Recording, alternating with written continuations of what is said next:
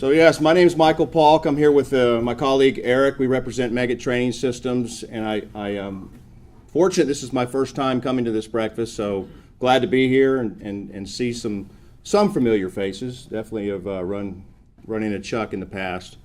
So I come in this morning and Chuck says, hey, you need to give a 30-minute speech on Meggitt overview. And I thought, well, I'm a knucklehead Marine, so maybe something will happen that will let me shorten this event, and thank God for Atlanta traffic. So I'm going to be brief. We're up in Suwanee, Georgia. Got about 400 employees, but Big Meggitt is a big global company. $2.7 billion in revenue last year. Balanced portfolio across the aerospace, both civil and military. And then our niche of the market is gun ranges. We do live fire and virtual gun ranges. If those of you that have worn the uniform in the DoD, or if you've done law enforcement, or if you're a gun advocate on a commercial range, you've probably shot on our equipment. We do military, outdoor big ranges like such down at Benning. It can be moving infantry, stationary infantry, moving armor, or stationary armor. We'll do indoor ranges, which is your overhead targetry systems, and we do virtual. Eric represents the virtual side of that business. We're probably, I can say with confidence, we're the only company out there among our competitors, whether it be live fire or virtual. We're a one-stop shop. If you want to build a gun range with both live fire and virtual products, you just come to Meggitt Training Systems and we can do that for you. Trying to stretch this out, but really I want to give most of the time to the senator who's joined us this morning, because I know we have busy days, but we're global. Their sun doesn't set on Meggitt. We've got subsidiaries in Australia, Singapore, the Middle East, in Abu Dhabi. We're in the Netherlands. We're in the UK. So we're across. Our global headquarters is in the UK. Our U.S. headquarters in Simi Valley, California, and we're just your neighbors up the road in Suwanee. In fact, I was reading. I got an invitation. Said Meggitt's hosting something in September for this chapter. So we look forward to folks coming up, and we'll put you in the demonstration room. You won't get to shoot real bullets on the live fire side, but we can show you some live fire product. More importantly, though, we can put you in the virtual demo room and even shoot zombies. So you can have a lot of fun. Glad to be here, and thanks for welcoming. So I really told Michael that he had a 30-minute talk to give this morning. Fortunately, there was a doctor here, and we got him back on his feet. So,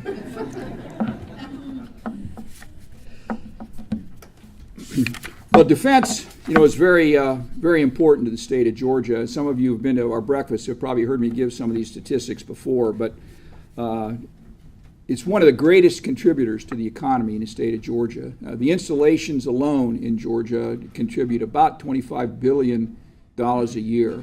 We're one of the few states that has at least one installation from every military service.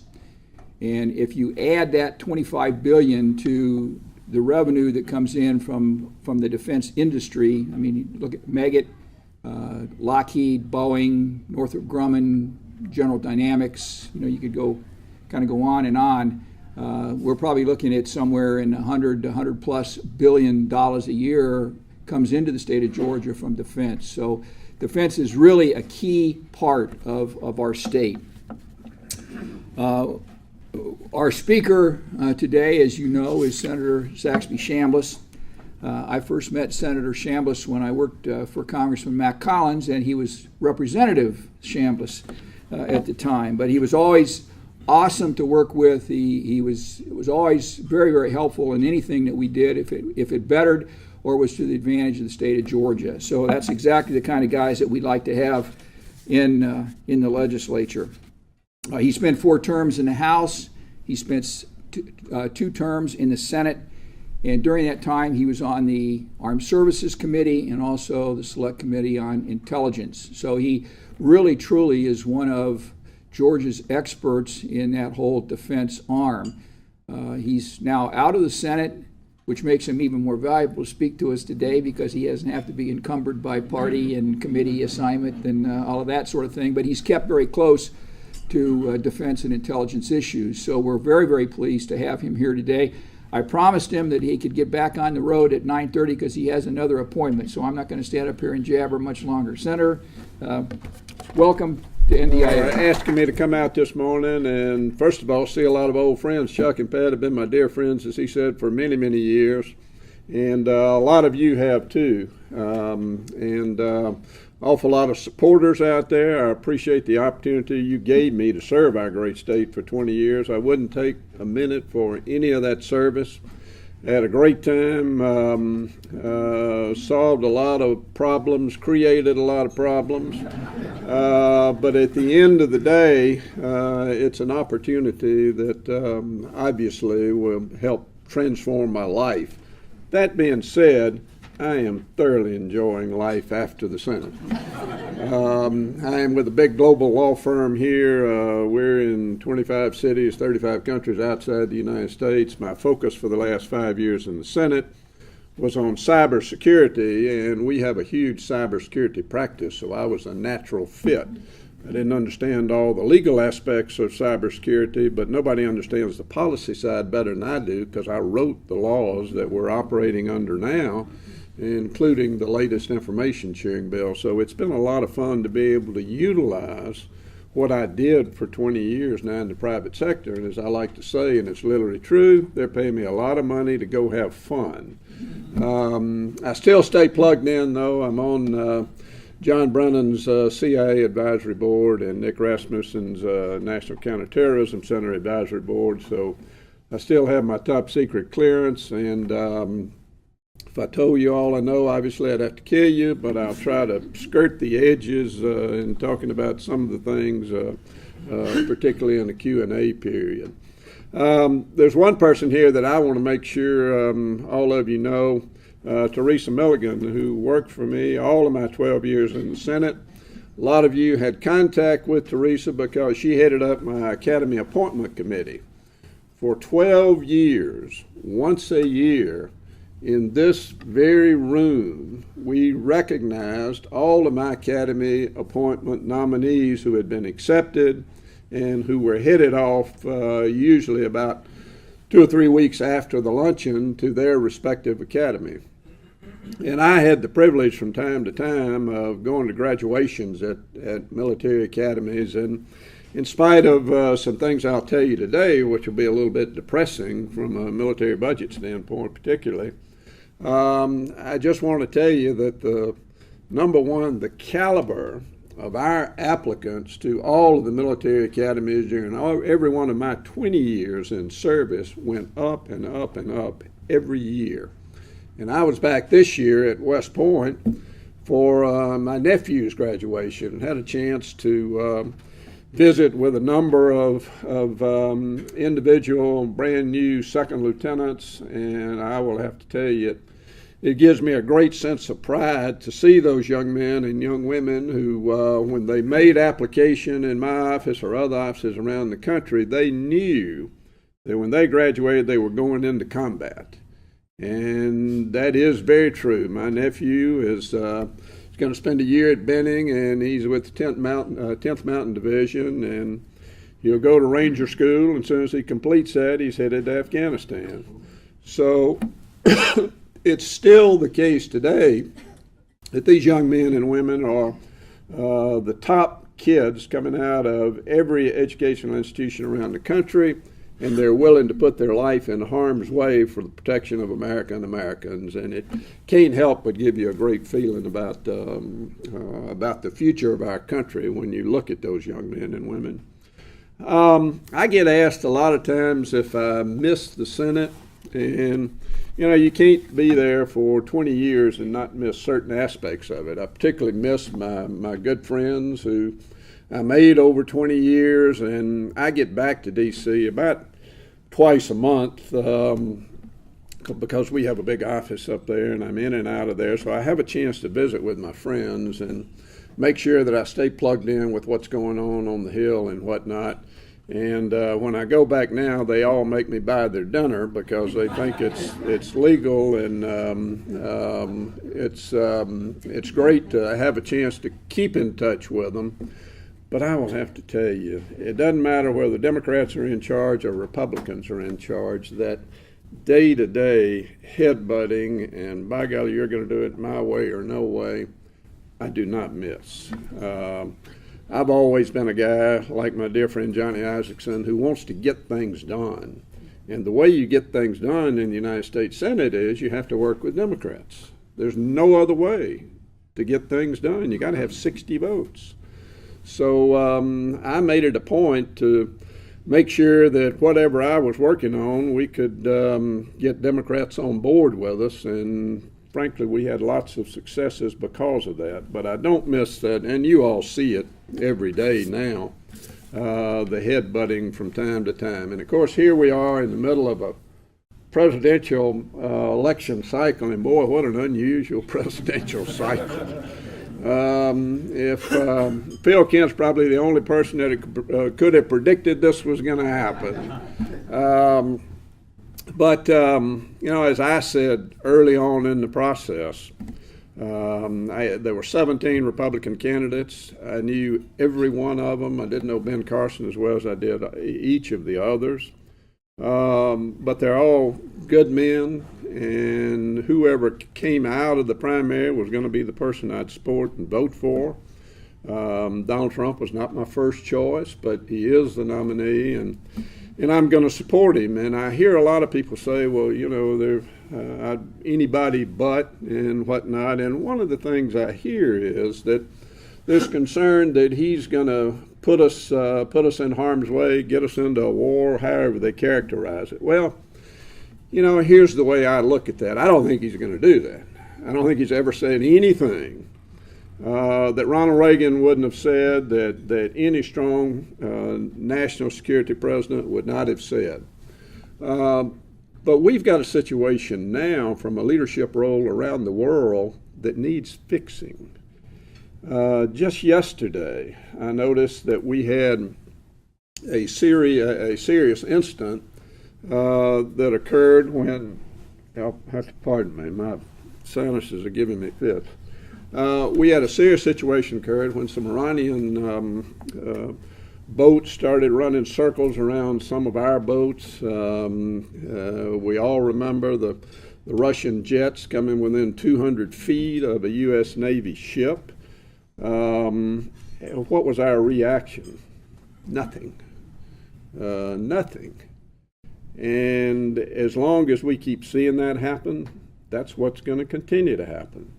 I remember very well the President's speech on August 20, 2012, because I'm in the middle of all of the top briefings relative to what's happening in Syria and Iraq and Afghanistan, obviously. I knew what was going on in Syria. I knew that we were certain that we had seen chemical weapons used by Bashar Assad. And when the President said on August 20, 2012, that if we ever have for certain proof that Bashar Assad is using chemical weapons against his own people or against his adversaries in Syria, it will change the dynamics, and we will respond in a very strong and forceful way. Well, those of us who knew that, you couldn't say anything about it because it's obviously all classified, but we knew that he knew that those weapons had already been used at that point in time. But then you fast forward to, for a year, August 21, 2013, we found out for sure that he used chemical weapons. There were people in Syria who were dying as a result of the inhalation of those chemical weapons in the town of Ghouta. And I will never forget, that happened on a Wednesday night, as I recall.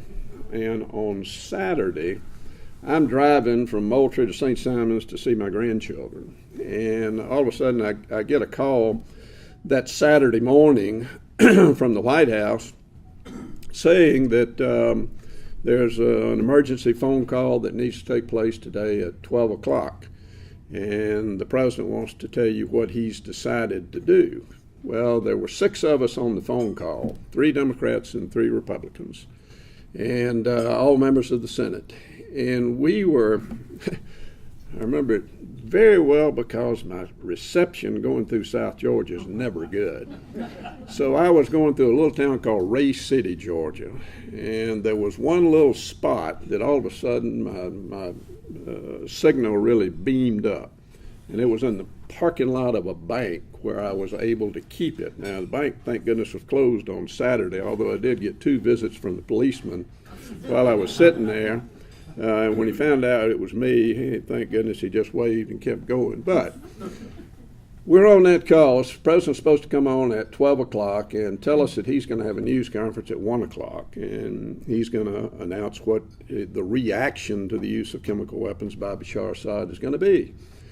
And instead of coming on at 12 o'clock, his chief of staff comes on and said, well, he's busy. It's going to be another few minutes. 12:15, he comes back on. Finally, at about 12:45, the chief of staff comes on and says, well, the president's not going to be here, but I'm going to tell you what his decision is. So we were all, listening with bated breath and whatnot.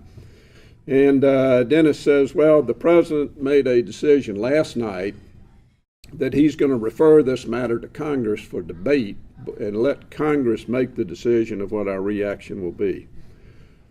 Well, you started hearing gasps coming on the other end of the phone, and all of a sudden there was screaming and hollering and what in the world are you even thinking about? And not one Republican said a word. The Democrats were so mad, and it was so unbelievable to them that the president was not going to take strong action. Every president of the United States has a moment in time where they have to stand up. And you can go back as far as you want to, whether it's Dwight Eisenhower on D-Day making decisions, or whether it's Harry Truman deciding to drop the bomb, or Bill Clinton deciding to fire missiles into Sudan. Every one of them has a decision they have to make at a very critical point in time. And here, what this president did was kick the can down the road. We knew, all 6 of us knew, that if you let Congress decide this, we're going to debate it for the next 6 months, and we're going to do nothing. We couldn't agree that the sun might come up the next day in Congress at that point in time. So that's what we did, nothing.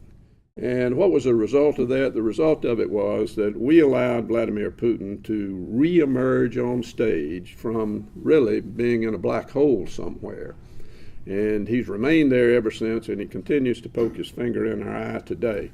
So when people say we're concerned that this guy is going to be too strong on national security, he can't be too strong on national security. And I hope if Hillary Clinton wins, that she will be extremely strong on national security, because it's time for the United States to reemerge on the international stage, not as a military power, but as a military leader. The world looks to us, irrespective of whether we like it or not, and it's imperative that the United States return to that leadership role that we've already had. Well, when we think about our military today, in spite of every time I went to Iraq or Afghanistan or some other remote part of the world where I had the opportunity to engage with our military personnel, it does make you very proud of the caliber of the individuals that we have serving and the capabilities that they have. But I think back, when you think of where we are today budget-wise, I have to think back to the time frame of 2010, 2011. A lot of you will remember that I was involved in a gang. I'd never been in a gang in my life. And I thought gangs ran around L.A. or New York with do-rags on and caused mischief. And all of a sudden the press named the 6 of us who were meeting to try to solve what, in my opinion, is the most egregious problem that the United States has today, which is our debt. We were trying to come up with a solution to fix that. And we did come up with a solution. It's not rocket science. It's what it's going to take to fix it. You got to cut spending, you got to reform entitlements, and you got to figure out a way to get revenues up, and you can do it through reforming the tax code. Well, we came up with a solution then that unfortunately the leadership in the Senate on both sides poured cold water on and wouldn't let us bring that to a vote on the floor. But the result was that the leadership did think it was a pretty good idea, and the White House thought it was a pretty good idea. So what they did was they created, if you'll remember, what was called the Super Committee. And the Super Committee was half Democrats, half Republicans, half House members, half Senate members. And they were charged with the responsibility of developing a plan to address the debt. We made a presentation, Gang of Six actually made a presentation to them, and they were kind to us. They sat and listened to us, didn't ask one question, and when we walked out of there, I remember we all looked at each other and said, why in the world did we just do that? It was kind of a foregone conclusion. They weren't going to pay attention to us. But what we knew, because the six of us had worked for a year on this issue, we knew that there was not going to be a decision that came out of that super committee that was going to address the issue. It's too hard, it's too tough, and we did it, but we were willing to make the political sacrifices, and we knew they weren't. So what was in the legislation was a provision that said if they don't do this, here's what's going to happen. We're going to create this Washington speak term called sequestration. And if they don't if they don't come up with an idea that addresses the debt that can pass in the House and the Senate, then we're going to require automatic across-the-board cuts going forward. And that's exactly what happened. I did not vote for that Budget Control Act of 2011 for exactly that reason. I knew what was going to happen. I knew that we were going to be looking at budgetary cuts across the board, and I knew that if you went to the chief of staff of any branch of the military and you told them, look, we got to have a 10% reduction in spending out of the Air Force, the Army, or whatever, they would do it. They would figure out a way to do it. But if you went in and just took every pot of money at the Department of Defense and just lopped off 10%, that's a terrible way to do business. You're cutting some programs that needed to have more money spent on them, and they knew that, and they could find the money if you allowed them the flexibility of doing it themselves. So this issue of sequestration came about, and the result of it is that in the 2010-2011 time frame, our national debt was approximately $15 trillion. Today, it's $19.45 trillion and rising $2.8 billion every single day. Next spring, whoever's in control of Congress, whoever's at the White House, is going to have to raise the debt ceiling again. And they're going to have to raise it well beyond the figure of $20 trillion. And it's young folks like your children and your grandchildren that are going to have to pay that debt back. And there is no plan to do so. But this figure of sequestration has done this to the defense budget. We reached a high water mark in 2010, $721 billion we spent on defense in 2010. The president's budget for 2017 that he has sent over to Congress calls for $585 billion in defense expenditures. Now that's going from 721. And admittedly, we were in Afghanistan in a big way, or still in Iraq and in Afghanistan. So we needed to spend that money to support our men and women. But what we've seen now is a dramatic cut in our military spending due to sequestration. So where are the cuts coming from? Well, with the president's budget, there's a projection that the Army, the force structure of the Army will go down to 460,000.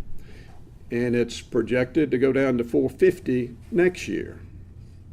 The Marine Corps is going to have a 30,000 number force structure reduction. The Navy, under the president's budget, is going to have a 4,400 force structure reduction. It's going to come from one of the 10 carrier wings is going to be eliminated. The Air Force has already taken about all the cuts the Air Force can take. But still, our military is going to be the smallest military that we've seen since pre-World War I. And we're going to continue to provide the things that we have to provide to encourage men and women to join the military. So the items dealing with personnel, i.e. healthcare, pay, those kinds of things are going to continue to go up.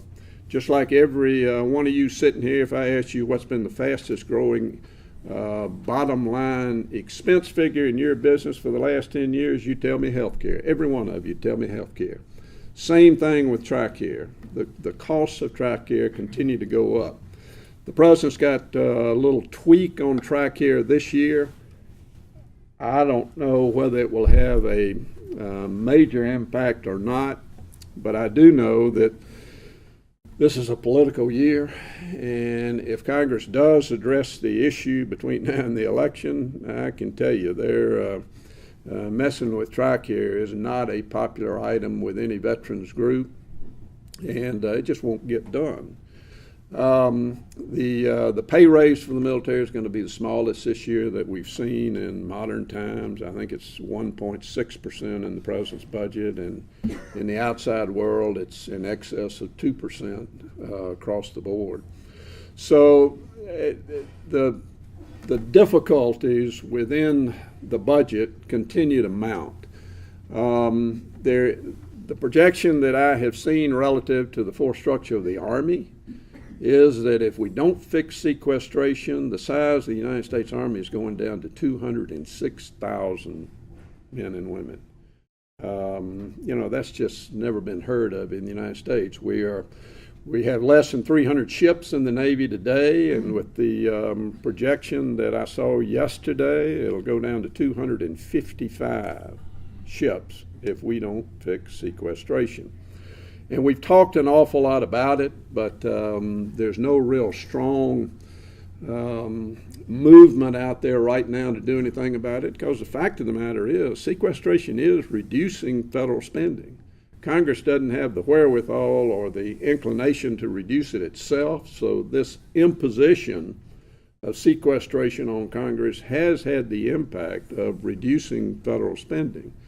But it's had so many consequences otherwise. There's so many federal programs that we don't need that we could eliminate.